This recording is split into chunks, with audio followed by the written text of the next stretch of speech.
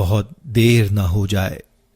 ابو یحییٰ، یہ دو ہستیوں کا قصہ ہے، ایک صاحب کمال، بے عیب، بے مثل، لازوال اور بے نظیر ہے، دوسرا غفلت کا شکار، تعصبات کا قیدی، جذبات کا غلام اور خواہش کا اسیر ہے۔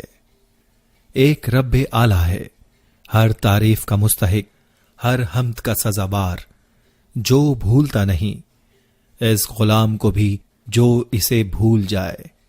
وہ اپنے بندوں کی آہ کو سنتا اور ان کی مشکلات دور کرتا ہے۔ کس قدر اعلیٰ ہے وہ مالک جو اپنے غلام کی پکار پر لبیک کہہ کر ہر دشمن کے مقابلے میں اس کی سپر بن جائے۔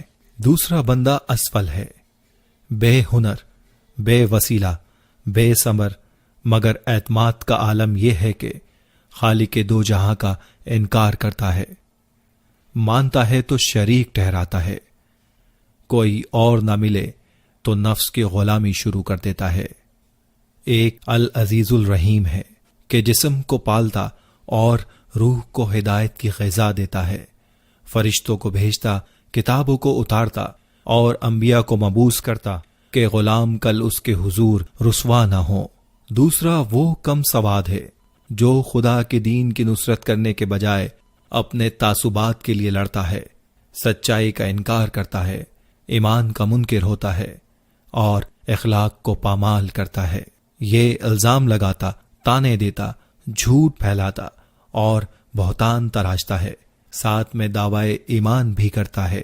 ان دو ہستیوں میں تیرا کیا مقام ہے؟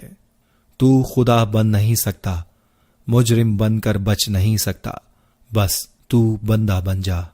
نفس کی غلامی سے نکل، تعصب کے جال کو کاٹ، فرقے کی زنجیر کھول، نفرت کی کینچی کو چھوڑ، ابدیت کا جام پی اور توبہ کر لے۔ خدا کے غلاموں کے ساتھ حمد کر، وہ نہ ملیں تو سورج کے ساتھ، چاند کے ساتھ، کائنات کے ساتھ مل کر خدا کی حمد کر کہ بہت جلد مجرموں کی جڑ کاٹ دی جائے گی۔ حمد کرنے والوں کو حیات ابدی کے چشمے سے سیراب کر دیا جائے گا۔ اٹھ، اب دیر نہ کر، گندگی کو چھوڑ، زندگی کو لے، کہیں بہت دیر نہ ہو جائے۔